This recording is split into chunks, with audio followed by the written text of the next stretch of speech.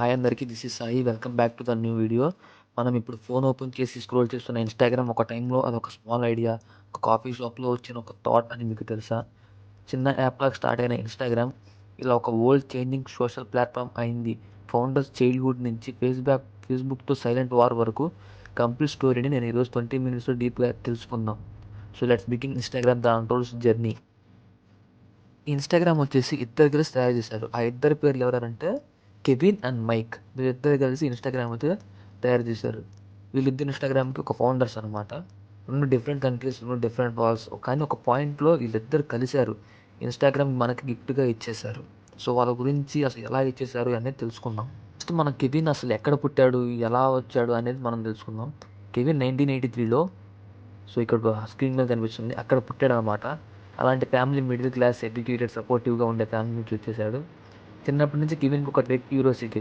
Video games ఆడటం అంటే interest. ఆడితే స్కోర్ కాకుండా ఈ గేమ్ ఎలా క్రియేట్ చేశారు, ఎలా డెవలప్ వచ్చిందనేది అతనికి బాగా ఉండేదనమాట. కెవిన్ వాళ్ళ అమ్మగారు వచ్చేసి డిజిటల్ మార్కెటింగ్‌లో సైడ్‌లో వర్క్ చేస్తుంది. అండ్ వాళ్ళ ఫాదర్ వచ్చేసి హెచ్ఆర్‌పీలో పనిచేస్తున్నాడు.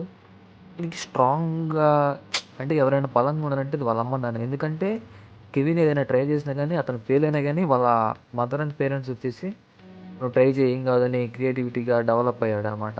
సో, అతన్ని బాగా పుష్ చేసింది ఎవరంటే వాళ్ళ మదర్ అండ్ ఫాదరే. సో, ఇది కెవిన్ యొక్క స్టోరీ. సో, మైక్ యొక్క స్టోరీ కూడా తెలుసుకుందాం. మైక్ అనేసి బ్రెజిల్ చైల్డ్‌హుడ్ అనమాట. సో, ఇతను 1986లో ఇక్కడ స్క్రీన్ మీద కనిపిస్తుంది. సో, అక్కడ బ్రెజిల్‌లో పుట్టాడనమాట. మైక్ బ్రెజిల్‌లో ఫెసిలిటీస్ యూఎస్‌లాగా లేవనమాట. మైక్ చాలా సైలెంట్‌గా ఉండటం, డిసిప్లిన్డ్‌గా ఉండటం ఉంటాడు. అసలు మైక్ ఎలా ఉండేవాడంటే చిన్నప్పుడు నోట్‌బుక్స్‌లో స్కెచెస్ డ్రా చేయడం, బటన్స్, లేఅవుట్స్, ఐకాన్స్, యాప్‌లతో ఆడుకోవడం అలాంటివి చేసేవాడనమాట. సో, అతని పక్కన ఉన్న ఫ్రెండ్స్ ఏమనుకునేవాళ్ళంటే సర్ప్రైజ్ అయిపోయేవాళ్ళు. అసలు ఈ కిడ్ ఫ్యూచర్‌లో డిజైనర్ అవుతాడు ఏమో అని నా ఫీల్ రా అలా అనుకునేవాళ్ళనమాట మైక్ తోటి. మైక్ అలా అనుకునేవాళ్ళు అందరూ వాళ్ళ ఫ్రెండ్స్ గానీ, వాళ్ళు గానీ ఎవరైనా సరే. అండ్ ఇప్పుడు దాకా మనం వాళ్ళ చాలా బయోగ్రఫీ అనేది తెలుసుకున్నాం. సో, నెక్స్ట్ మనం ఏం తెలుసుకుందామంటే అసలు కెవిన్ ఏం నేర్చుకున్నాడు? సో, మైక్ ఏం నేర్చుకున్నాడు? కెవిన్ వచ్చేసి అతని మైండ్‌సెట్ ఎలా ఉండేదంటే photography plus product design mind. And Mike వచ్చేసి coding plus user behaviour understanding. అంటే మైక్ వచ్చేసి బ్యాక్ ఎండ్‌లో పని చేయడం, బ్యాక్ ఎండ్ గురించి తెలుసుకోవడం అలా అలా చేశాడనమాట. సో, కెవిన్ వచ్చేసి ఇంకా ఫోటోగ్రఫీస్ కానీ, ఫిల్టర్స్ ఎడిట్ చేయడం. సో, అలా ప్రొడక్ట్ డిజైన్‌గా అంటే దాని ఇన్‌స్టాగ్రామ్ కొత్తగా కనిపించడం. అంటే ఒక మాటలో చెప్పాలంటే ఫ్రంట్ ఎండ్‌లో చూపించి అలా వర్క్ చేస్తాడనమాట. ఇంకోటేంటంటే ఇన్‌స్టాగ్రామ్ అనే పేరు ఎలా వచ్చేసిందంటే అది మైక్ తయారు చేయలేదు. కెవిన్ ఒక ఐడియాతోటి వచ్చేసింది. సో, ఇన్‌స్టాంట్ కెమెరాల నుంచి ఇన్‌స్టా తీసుకొని, టెలిగ్రామ్ నుంచి గ్రామ్ తీసుకొని వీటి రెండిటిని మిక్స్ చేసి ఇన్‌స్టాగ్రామ్ అనే పేరైతే వచ్చేసింది. అండ్ కెవిన్ వచ్చేసి స్కూల్‌లో ఏం టాపర్ కాదు. కానీ మ్యాథ్స్, కంప్యూటర్స్, ఫోటోగ్రఫీలో నేచురల్ ఇంట్రెస్ట్ చూపిస్తాడు. ఈవినింగ్ టైమ్‌లో వెబ్‌సైట్స్ క్రియేట్ చేయడం, సింపుల్ ప్రోగ్రామ్స్ రాసడం అంటూ చేసేవాడు. అతనికి ఒక ఫోటోగ్రఫీ అనేది ఒక ప్యాషన్ అనమాట. లేటర్ ఇన్‌స్టాగ్రామ్ ఫిల్టర్స్‌కి బేస్ అయింది. అసలు ఇన్‌స్టాగ్రామ్ సక్సెస్ అవ్వడానికి కారణం ఫిల్టర్స్. సో, అవి ఎలా క్రియేట్ అయినాయి, ఏంటి అనేది ఇక్కడ ఉన్నాయి చూడండి. ఇప్పుడు చెప్పా కదా ఇన్‌స్టాగ్రామ్‌కి పెద్ద సక్సెస్ ఏంటంటే అది ఫిల్టర్స్ మాత్రమే. ఫస్ట్ థింగ్ మనం ఇన్‌స్టాగ్రామ్ గురించి అసలు ఎలా వచ్చేసిందని తెలుసుకుందాం. ఇన్‌స్టాగ్రామ్ 2010లో అయితే దాన్ని తయారు చేయడం జరిగింది. ఐ థింక్ ఇన్‌స్టాగ్రామ్ తయారు చేయంగానే అది ఎవరెవరు యూజ్ చేయొచ్చు అంటే ఓన్లీ ఐఫోన్ యూజర్స్ మాత్రమే యూజ్ చేయొచ్చు. సో, 1 వీక్‌లోనే 100,000 యూజర్స్ అయితే వచ్చేసారు. అండ్ 2011లో 10 మిలియన్స్. ఫిల్టర్స్ ఇంకా ఇంప్రూవ్ అయిపోయినాయి అనమాట. అప్పుడు కూడా 10 మిలియన్స్ యూజర్స్ ఎవరంటే ఓన్లీ ఐఫోన్ యూజర్సే. దాని తర్వాత 2012లో ఎఫ్‌బి అనేది ఇన్‌స్టాని బై చేసుకుంది. అంటే మార్క్ అనే జుకర్బర్గ్ అనే అతను ఇన్‌స్టాని ఒక 1 బిలియన్ రూపీస్‌కి కొనుక్కున్నాడనమాట. ఇంకా ఇంకా ఫేస్‌బుక్ ఓనర్స్ ఎవరైతే ఉన్నారో సో, వాళ్ళు ఇన్‌స్టాకి ఆండ్రాయిడ్ యూజర్స్‌కి కూడా అవైలబిలిటీ అనేది ఇచ్చేసారు. వాళ్ళు కూడా యూజ్ చేయొచ్చు అనే ఆప్షన్ అయితే తీసుకొచ్చేసారు. అప్పుడు ఇంకా చాలా అది పెద్ద గ్రో అయిపోయింది. అక్కడ చాలా టర్నింగ్ పాయింట్ అనమాట. సో, 15 మిలియన్ యూజర్స్ దాకా అయితే వచ్చేసారు.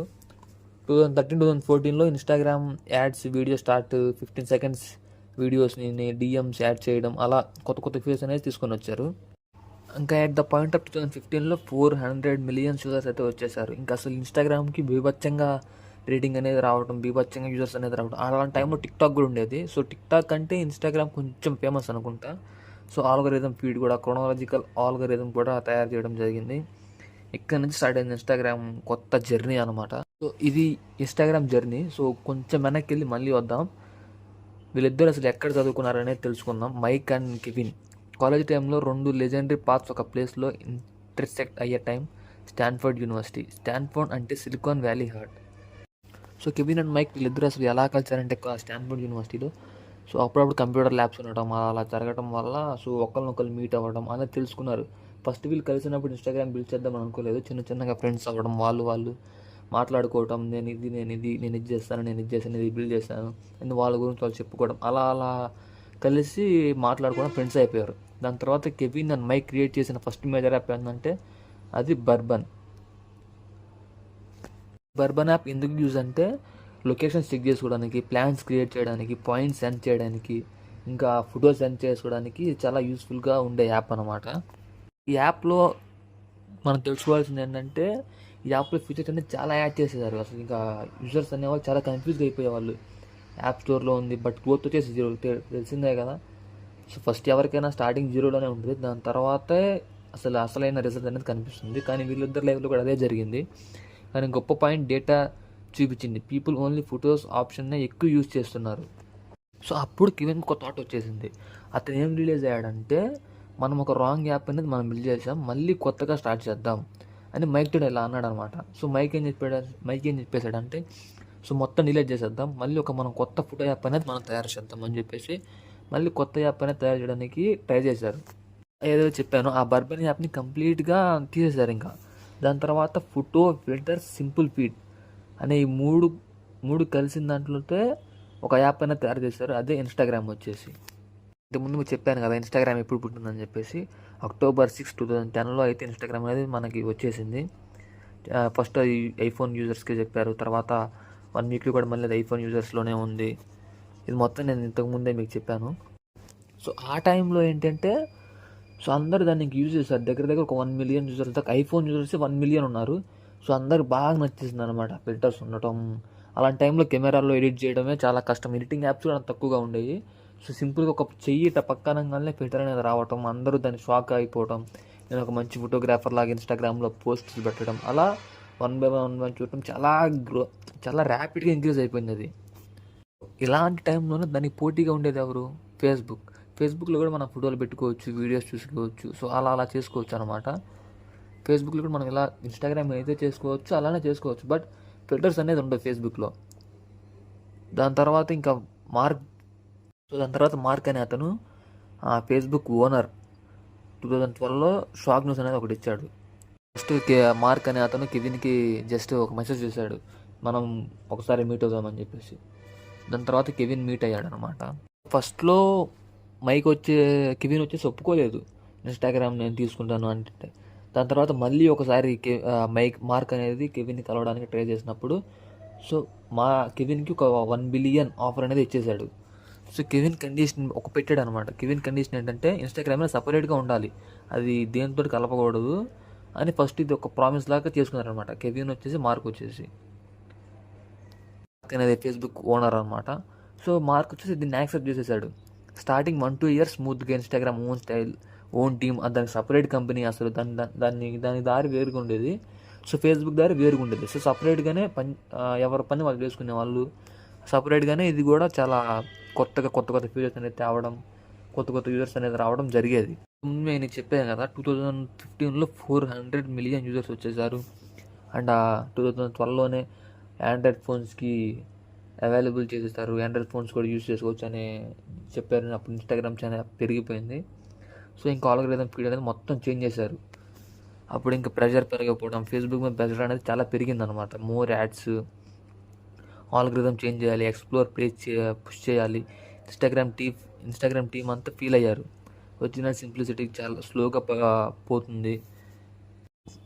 సో అలాంటి టైంలో స్నాప్చాట్ కూడా యూత్ని క్యాప్చర్ చేస్తుంది అనమాట.